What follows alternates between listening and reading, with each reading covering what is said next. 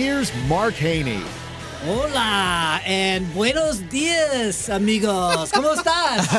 ¿Cómo estás? Yeah. Welcome back. I just rolled in last night from Cabo San Lucas, Mexico, where I was having a little R&R with my good buddy Tom Candris. We brought the wives down there, and we were just relaxing. But Tom and I, Tom, as you know, is the owner and founder of Package One of our sponsors. But he and I had a chance to really kind of talk a little business and bounce stuff off each other, and really it was cool hanging around Tom, and it wasn't total relaxation. He has some strategies that he's forming, and I've got a few of my own, so it was really cool to talk to Tom, and he's really become one of my confidants. He's really become somebody I can bounce ideas off of and really help me think through some of these more complicated decisions, because he's a great businessman. But that's really the theme of the show today. And the question that I have is, who should be in my inner circle? Who should be, as an entrepreneur, who should be in your inner circle? Who should be there? Who's the most important person to be in your inner circle? Who can help you to make your dreams come true? And I'm talking about your dreams, Tom, Marcus. And I know those dreams aren't the driest dreams in the world. Why did I know that was coming? Tom, who should be in your inner circle, Joe? I'm here with my good buddy, Tom Cisneros, and my son, Marcus Haney, and we're talking about business and entrepreneurship, and you've got to create the right group of people around you. Right. I've always told my kids that you've got to surround yourself with like-minded people, right? The whole guilt by association thing. But how do you go about selecting the right person to team up with? Get that recipe for success. I think it's probably something we all wrestle with. Marcus, you have any thoughts on Absolutely. that? I think that you want to surround yourself with people that know your dreams and want to help you achieve those dreams, right? So if you're hanging out with people that are on the same mindset as you, trying to fulfill something great or want to accomplish something, then you might want to figure out something different. Okay, so you're driving down the road, right? You're driving down the road, and there are 3 people stranded on the side of the road. Okay, and it's the middle of a terrible snowstorm, and you've only got one seat in your car.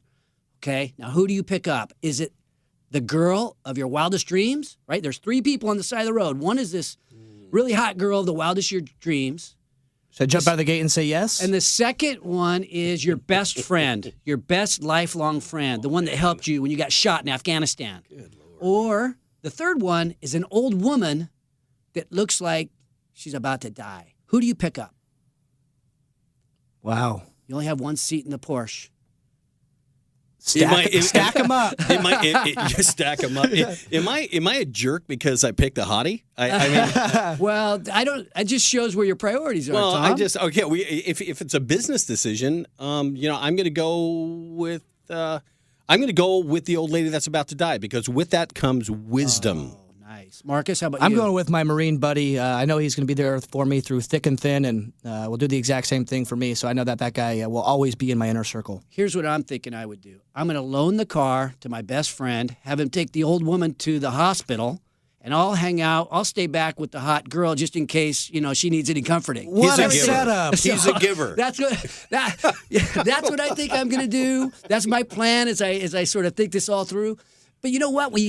We only have so much time in the day. You think about time. It's the great equalizer. Who do you spend the most amount of time with? Those should be the people that are, like Marcus said, helping you with your dreams. There's only 168 hours in a week. Should we be wasting our time with people that aren't helping us to do what we want to do in our life? So true. Well, let's use this time on this Saturday morning, to extend our inner circle a little bit. Today, I want to introduce you to some people that have built some incredible businesses. Let's get to know these guys a little bit. Let's get to know them and discover a little bit about their inner circle. Coming up a little later in the show, you're going to meet Matt Clemens, founder of Digital Deployment, and he has built a business where he's been recognized as the best business in the Sacramento area to work for. But prepare yourself, ladies and gentlemen, because coming up after the break, you're going to meet the most motivational man in the entire Sacramento region. He is the founder of the Chris Johnson Group of Companies and the creator of Rapid Brands. Get ready to meet Chris Johnson. I'm Mark Haney. This is Entrepreneurs Unlimited on Sports 1140 KHTK, streaming live, podcast, and YouTube at haneybiz.com. Once again, here's Mark Haney. Today we have the great pleasure of expanding our circle to include Chris Johnson, founder of the Chris Johnson Group of Companies, and most notably, Rapid Ramen. How you doing this morning, Chris? I'm doing amazing, man. Well, Thanks for having me. I appreciate you coming in because I know right now you're missing Josiah, and you're missing his game. Yes. We were going to bring him on the show with you this morning and share a little bit about his story. Let me ask you a question, though. Tell us about Josiah. Who is Josiah to you? Josiah is my baby boy. He's the second born son, and he's just an amazing kid. Amazing kid. He's super talented as far as with basketball. Straight A's in school. But this kid has a work ethic I've never seen before in a child, and just a very special young man.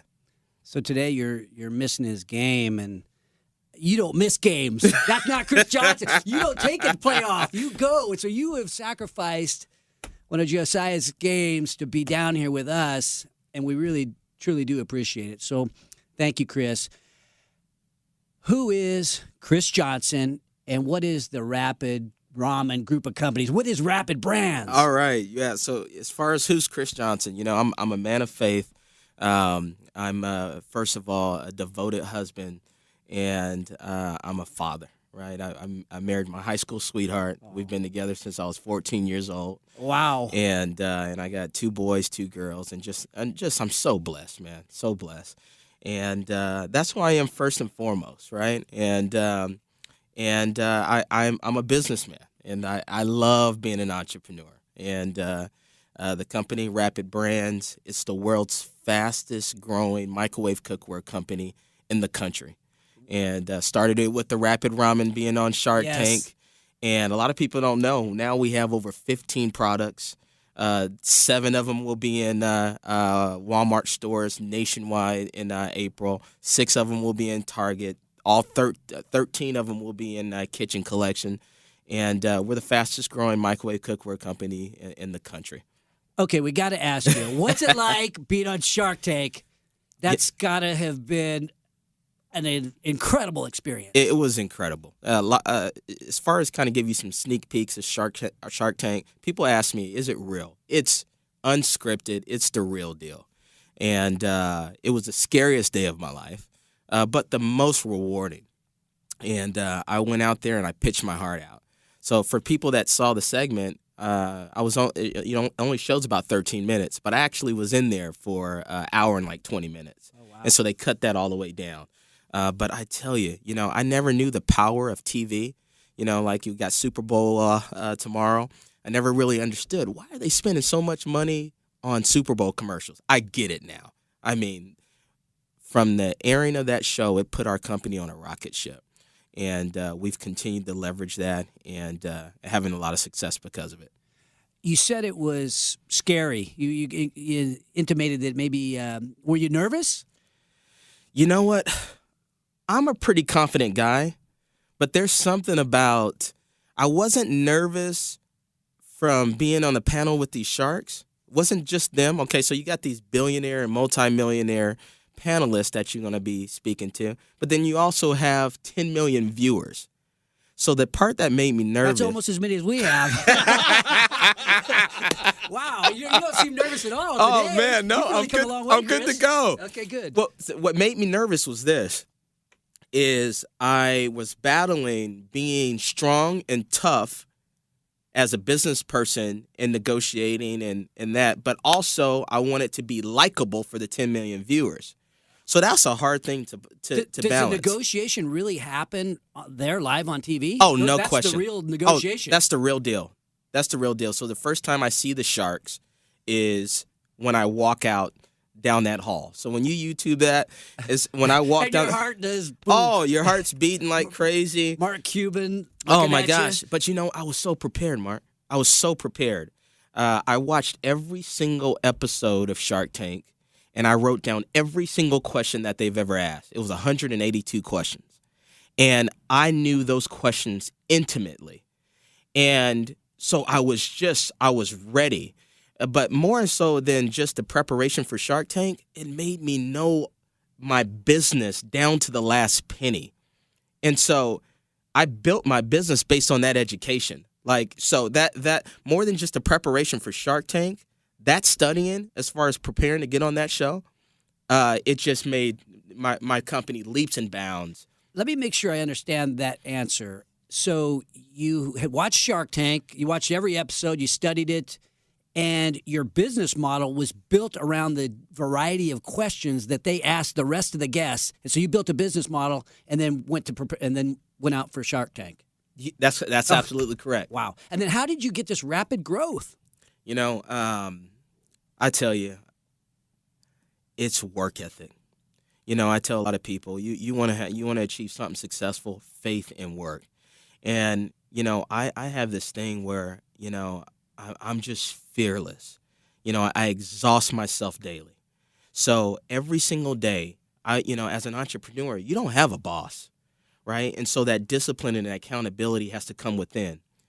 And I would ask myself, is there anybody in the world outworking me right now? In the world.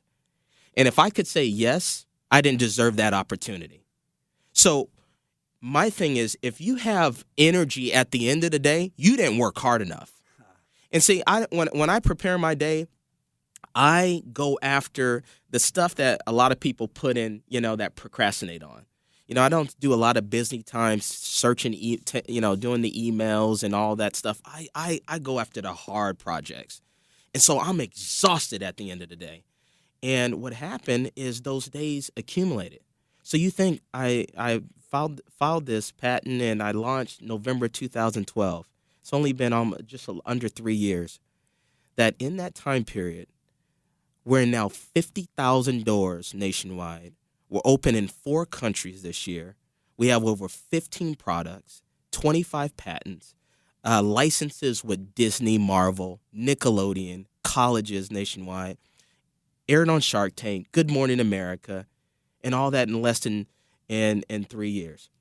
You know, it just occurred to me that we didn't explain, if there's somebody out there listening that doesn't know what Rapid Ramen is or what the Rapid brands are, let's give them just a quick education. I know that you began designing the first project not that many years ago. Tell us how you got into this and who helped you. Absolutely. So, you know, the everybody has ideas, right, for inventions. And I knew nothing about how to do this, right? And so it was a simple idea. But let me tell you why I was able to take action. My grandfather, before he passed, he asked me, Chris, what's the richest land in the world? And I said, the United States. And he said, no. And I said, China. And he said, no. And I said, Grandpa, I give up. What is the richest land in the world? And he said, the graveyard. And he said, the graveyard because that's where so many people died with great ideas in them that they never got out. And so hearing that, I said, you know what? No matter how small the idea, no matter how big, I'm going to get it out. So I had this idea while I was at UC Davis. That's where it first started, where when I ate ramen noodles all the time. And I hated pulling out the pot in the pan, boiling the water. You know, that's cooking, right? I wanted a quick snack, and I always made it in the microwave, but you never got that stovetop taste. And then one time, I actually got it right. I actually made perfect ramen noodles right in the microwave. And I said, there's a way to do this. So long and short of it, I hired an engineer, actually a professor out of Chico State, that helped me design it. So the students at Chico State actually created my first prototype.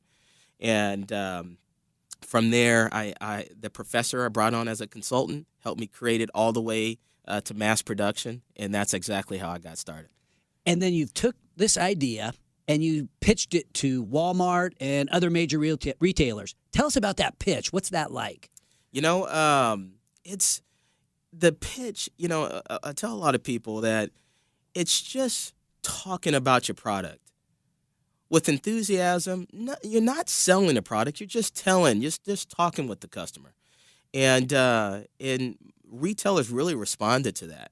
I would talk as far as how we're going to do this for the consumer, how we're going to be able to make this product, how it's going to that they're going to sell a lot of units, and I started with Walmart. The audacity, right? Walmart as your first customer. Might as well go after the big guy. Absolutely. And then, real quick story on that. That was the Truxell Walmart right there here in Sacramento, and the store manager brought me back to the break room and said, "Show me." It was the moment of truth of actually cooking the ramen noodles right in the microwave. Now I have done this 100 times, but this is my shot, Walmart. I put it in the microwave. I do the whole thing. I take it out, and they're not done. Oh, you go to demonstrate it to Walmart? I'm demonstrating it to Walmart. It's not done. I'm freaking out. And I say, you know what? Let me put it in one more minute. I put it in there another minute, and they're still not done. But I can see they're done at the bottom. I look at the microwave. It's only like 400 watts. And I make it. He said, you know what? This is a winner. We sell pallets and pallets of ramen noodles. I'll be your first customer. So even though it was one Walmart, I took that success, and I drove to Pleasanton, and I went to Safeway. And I said, we're in Walmart. I didn't tell them one Walmart. I said, we're in Walmart. Here's the rapid ramen cooker. They get us in all 1,200 stores. Wow. And I continued to have that success, continue to get me other success as far as other retailers. And that's how I got my start as far as, and I knew nothing about retail, but I had faith, man. I think fear is what keeps a lot of people from actually going after ideas. So many people have great ideas, but there's a difference between fear and faith. Now, fear and faith, even though they're polar opposites, they have one characteristic that they share. And that one characteristic is that they both want you to believe something that hasn't happened yet. So it hasn't happened yet. The faith of, I'm going to be a multimillionaire. I'm going to be able to build my wife that dream house we always wanted. That's that faith of saying, I'm going to be able to put my kids through college. I'm going to be so blessed. I'm going to have so much success. That's the faith. And then the fear is like, what am I doing? This is noodles. Are you kidding me? Man, I'm going to be the laughingstock of Sacramento. This is going to be a complete failure. And so at any purpose-given journey, you have to decide whether you're going to have faith or fear. And every single day I choose faith. We are here with Chris Johnson, being inspired, learning about how he built the Rapid Brands company. When we come back, we're going to find out a little bit more about Chris, about his inner circle, and how he continues to build his business today. You are listening to Entrepreneurs Unlimited on Sports 1140 KHTK, streaming live, podcast, and YouTube at HaneyBiz.com. Now, here's Mark.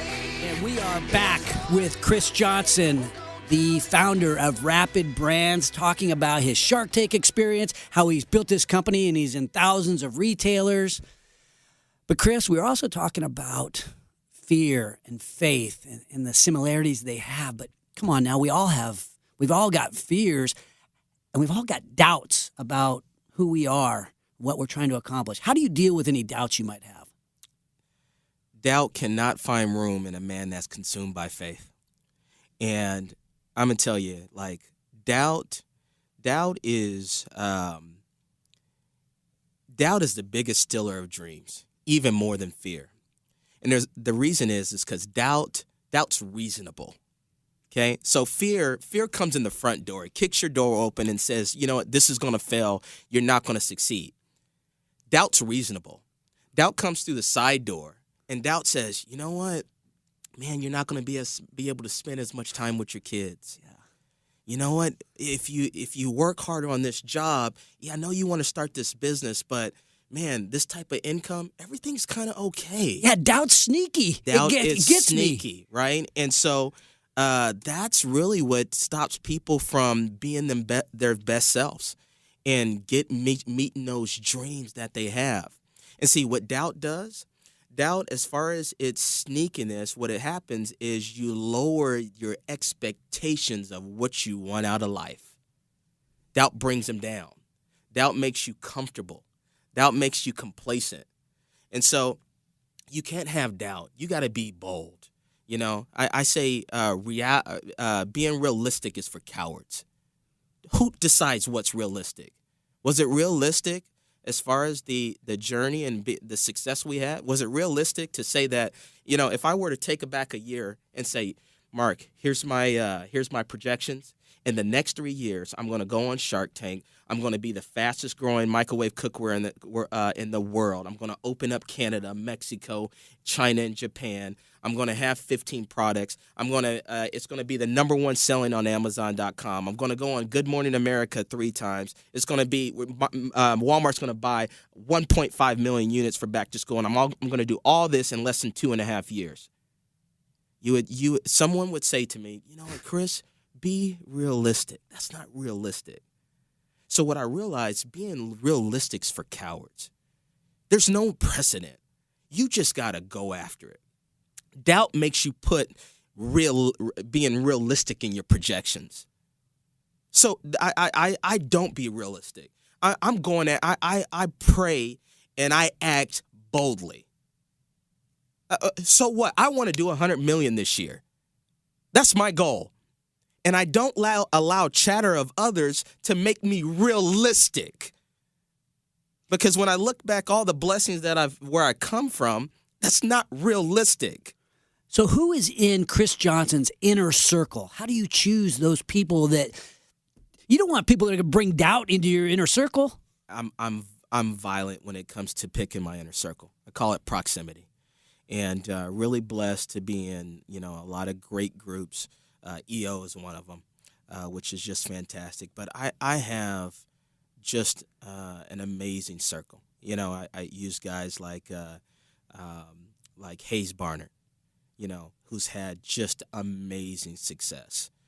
And, guys like that, even when I'm having success, guys like that could tell me, Hayes told me one time, yeah, Chris, you've been on Shark Tank, you had this success, but you know what? You're still in the NAIA. He told me this about a year ago.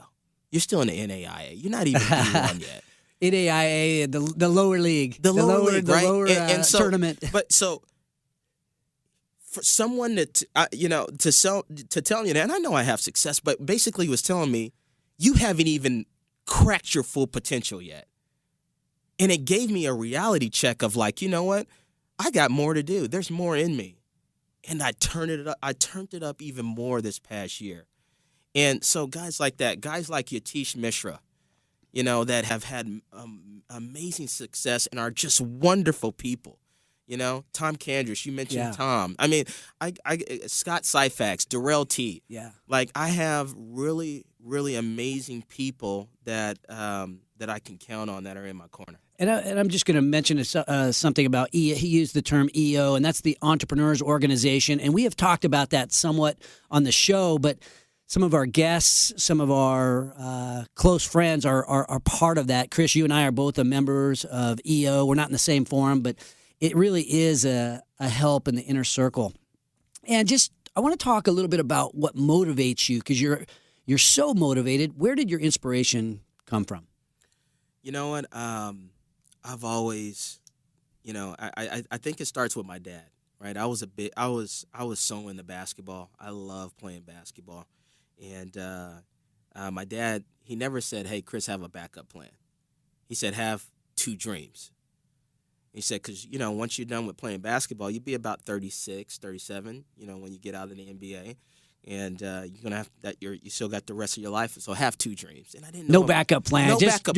No backup dreams plan. Instead. 2 dreams. What a great way to phrase it. And so I was watching the movie as a kid. I'll never forget it. I watched the movie Boomerang with Eddie Murphy. Halle Berry too, right? Yeah, that's right. That was your motivation. Oh man, here's Eddie Murphy. He has a corner office, and he's a businessman wearing a nice suit, and he has Halle Berry. I said, you know what, Mark? I want to be a businessman.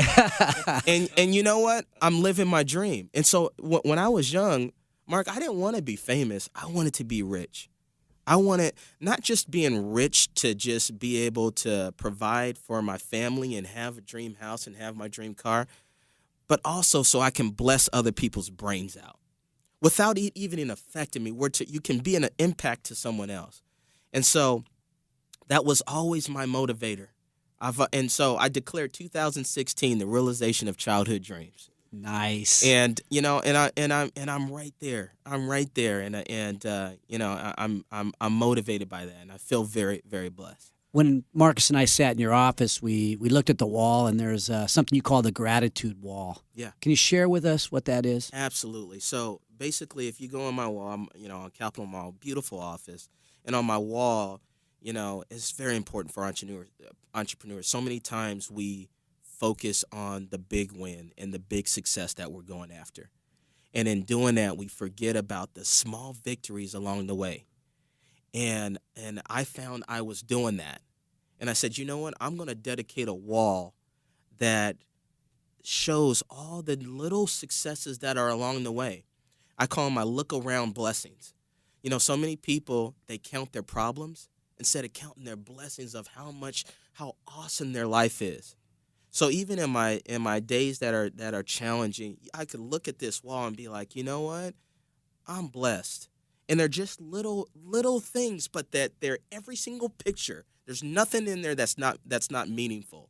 Every single picture on that wall means something to me. It's a capture in time of a really amazing moment that even though I haven't hit it yet, that my life is great. Besides the man upstairs, Chris, who deserves the most credit for your success? You know what? There's a lot of people, but one that jumps first and foremost, after God is my wife. My wife, Shauna, is the most amazing woman. I'm not the easiest guy to get along with. Come on now. But I tell you, man, she is so wonderful. I mean, she taught me something that's very important, that happiness is a choice. Happiness is a choice.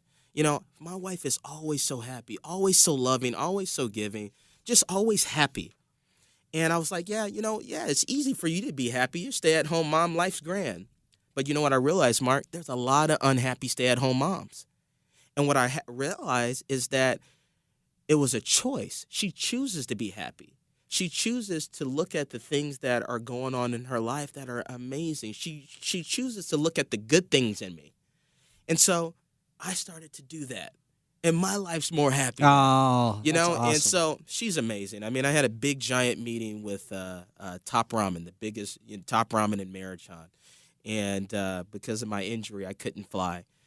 She drove the 7 hours to Southern California. From 14 years old, and she's still with you today. Absolutely. Chris, I want to thank you for coming on the show today. As we wrap up, I just can't say anything other than thank you.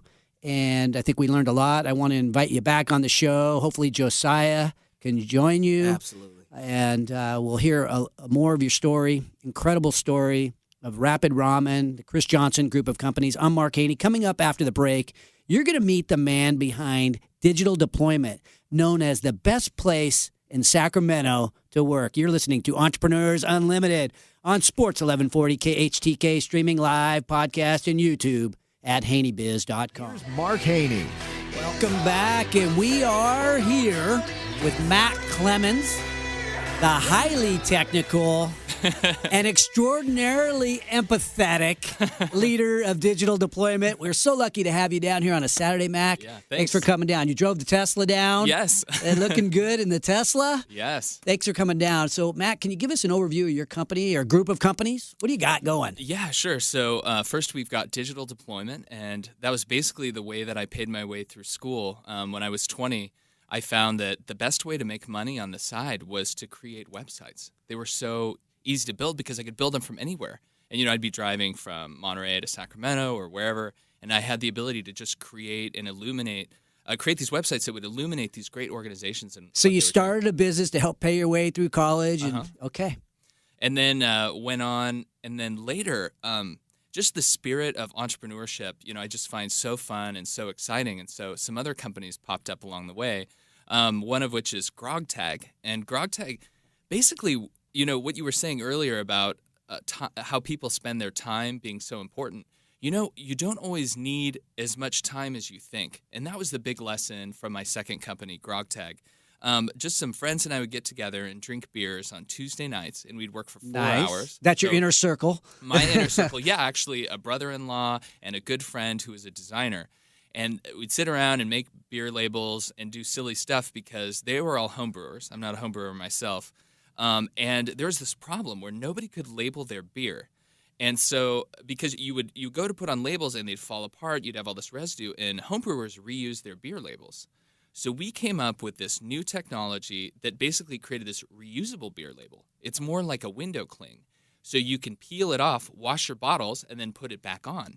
Oh, wow. We were able to do it so you could get 24 labels for like $19 or less, and they'd be shipped to you. And you could basically go on our website, and you could pick from a whole bunch of great designs. So you didn't have to be a designer, which is an important qualifier for the homebrewer community.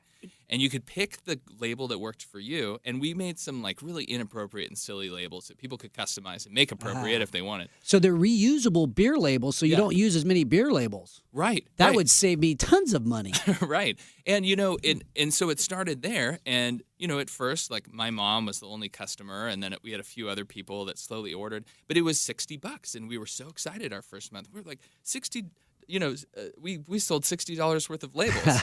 And so we just keep getting together Tuesday nights, put in our 4 hours, and design a few more labels, improve the site, add some new features. And then it just kept increasing and increasing. And 3 years later, we've sold over 1 million labels to more than 24 countries. Wow. And it just goes to show. And this is a company that had like really no overhead. We never paid ourselves or anything. And now it's got 8 employees. It's upstairs at Digital Deployment. So you've got website business, you've got the beer label making business, and I know you've got more than that. Right. Well, within Digital Deployment, we're incubating Streamline, which is another new product which makes website development easy. Because with Digital Deployment, it's great. We would work on, some of our projects are $500,000, the California State Teachers Retirement System, all the way to kind of novelty projects like Google's exhibit at the Smithsonian. Really cool opportunity to work with people, but not highly scalable because you need to bring in really great people. It's a services company. And we thought, well, gee, after being so inspired by GrogTag's growth, how could we take something like Digital Deployment but make it really targeted, like GrogTag? I mean, homebrewers, that's just such a specific market, right? And how could we be absolutely the best in the world for a particular market, and then how could we scale that? So Streamline is a little bit more focused version of Digital Deployment, a lot cheaper, and a lot more scalable, so we can get on the order of magnitude that we've experienced with GrogTag, but with the power of websites. So you've been recognized as Sacramento's best employer, best place to work in Sacramento by the Sacramento Business Journal. Mm-hmm.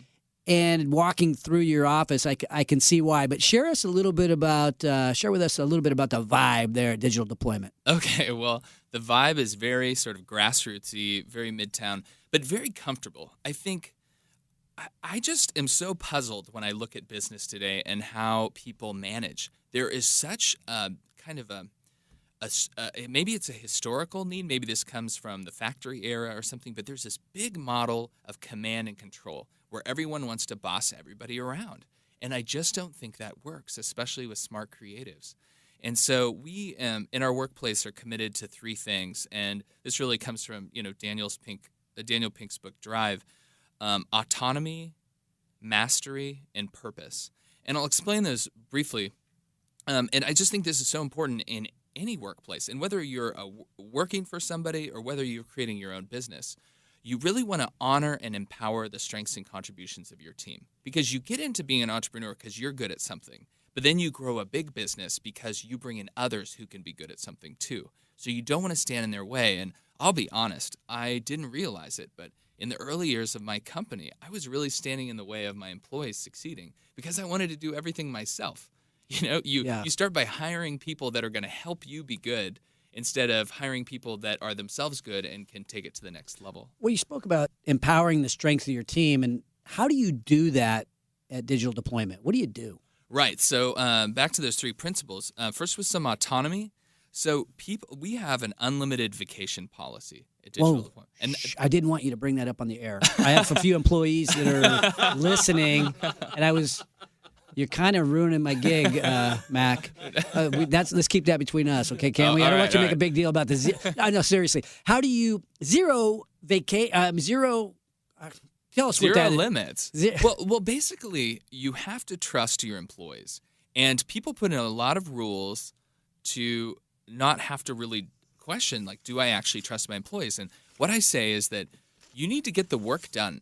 Getting the work done is not optional. But if you're going to take some time off, don't check in with your manager, check in with your coworkers. Have your coworkers cover for you. And that's a very different principle, and that's reinforcing that idea of autonomy, where you really trust people to do work in the way that makes sense for them. And so you really want to empower people. And with that vacation policy, it's not been abused at all. But for example, my first employee, she was a single mom and had a son who's 14. And I insisted that she leave at 3:30 every day to go home and spend time with her son. Because I was like, being a mom is your most important job. Hopefully your second most important job is working here at Digital Deployment. But who are we to, change the priorities of society? We have to accept reality graciously and then work around it. And you know what? She would get back on at 7, 8 o'clock at night. She always got her work done. But it's about respecting the individuals. And that preceding that is always performance. How has that affected turnover in your company? So we have not had any turnover in the company in digital deployment. So 11 years. There's It's my a pretty good- zero turnover in the company. And how long? 11 years, going Wow. on 12 this summer. Incredible. And okay, so you have unlimited vacation pay or on vacation time, Right. and you've had zero turnover. What else are you guys doing over there? Not that that's not enough, but I mean the vibe is cool. What do you think? What else are you doing to create that? I don't know, that culture. Right. Well, I think the second thing that's really important to workers is to be able to get very good at something, which is kind of that second idea of mastery. People want to work where they can be really great at what they do. And so many times in business, people get put in a box where they've got to do certain things that aren't really fun. But not only that, they have to do the same thing over and over again, and they don't get good at what they do. So really allowing them to become excellent. So we sponsor, like if anybody wants to go to a retreat or they want to go learn something, we'll pay for it. We take our youngest employees and we put them through professional training programs like Catalyst. I myself am in Vistage. Basically, if anybody wants to take something on to get better, we're never going to stand in their way. And that's so important. One other thing that I thought was kind of unusual is you have salespeople and everybody sells in your company, but you don't pay sales commissions. Right. And yeah, this is also another area where like the science and what business actually does are totally different. So the science has been very clear that providing incentive-based compensation just doesn't work for people that are trying to solve complex and creative problems. So one of the greatest examples of this is the candle box problem. So if you bring subjects into a room and you give them a candle and it's inside of a box with some thumbtacks and you say, figure out how to affix this candle to the wall such that when it burns, it doesn't get wax on the floor. And you say, and if you figure it out, you're going to get $100. The likelihood of them figuring it out drops. And I don't know the exact percentage, but I think it was on the order of like 20%.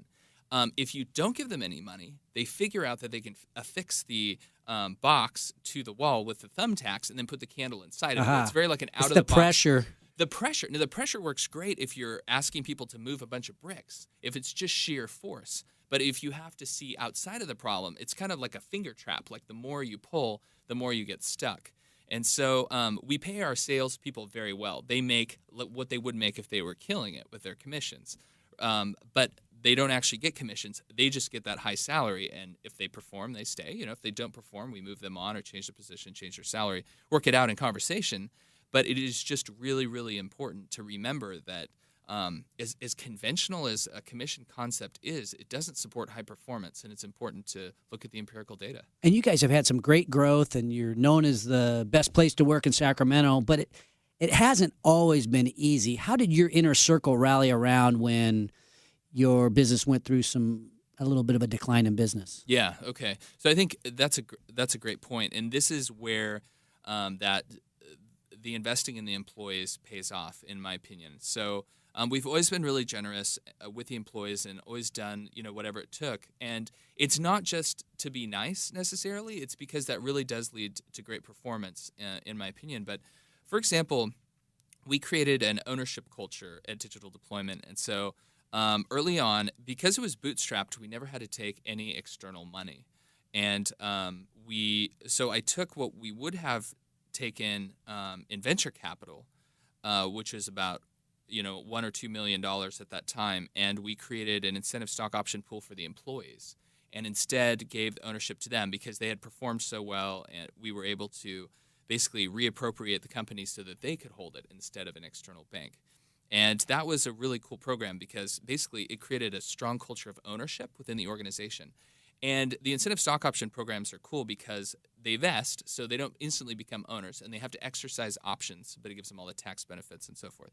So anyway, we created this ownership culture, and then what happened is we went through some tough times, and we had not really built up the sales organization that we needed to. We had such a good brand, we counted on referrals, and things slowed down. And so this is where the collaboration really came into play. So instead of just performing layoffs, which is what most companies do, and what I was advised to do, they said pick some employees and lay them off.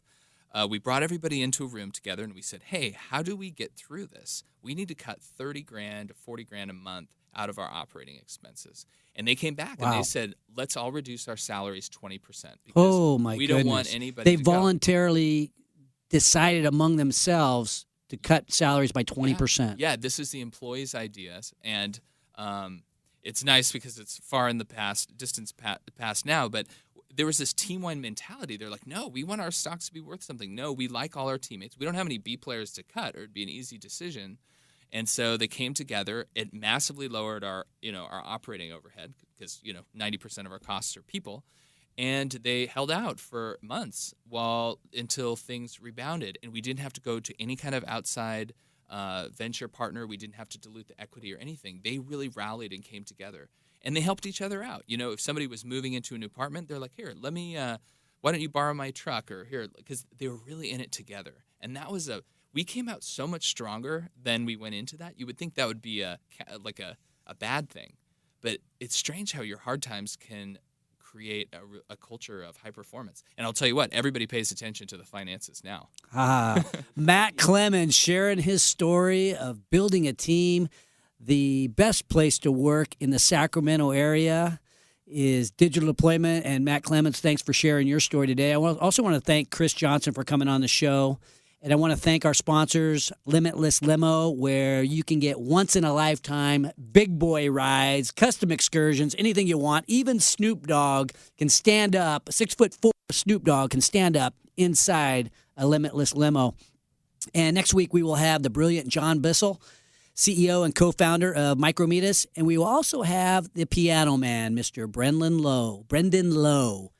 So anyway, I am Mark Haney. You're listening to Entrepreneurs Unlimited. When we come back, you're going to get some closing thoughts about building your team and surrounding yourself with the right people in your inner circle. Once again, here's Mark. They say you are the average of the people you spend, the 5 people you spend the most amount of time with.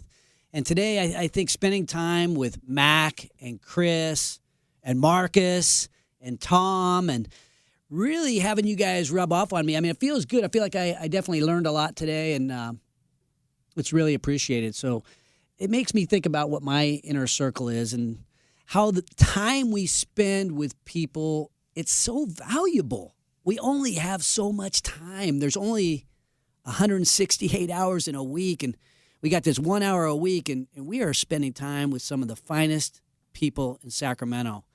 And I think there's probably something we should consider as we think about who should be in our inner circle and who we should spend our time with. And maybe we should quit wasting time with losers.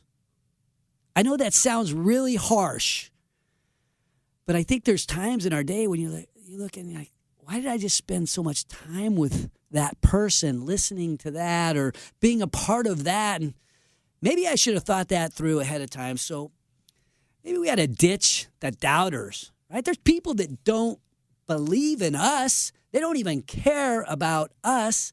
Why are we spending so much time with these people? Maybe we had to ditch the doubters. Maybe those guys that cause us to second guess ourselves, they're really just a distraction for what we really want to become. They're certainly not helping you be the best you can be, that's for sure. And maybe we had to ditch the drama queens. There's people that just drain us, right? They take all the life out of us. They drain our energy. And ditch the detractors. Ditch the people that don't have the commitment we have. So hats off to all of my inner circle, the people who have guided me, aligned their personal ambition with me, worked so hard with me. Hats off to all the brave, fighting warriors that made freedom a possibility for all of us. Never above you, never below you, always by your side. Get the rocket train.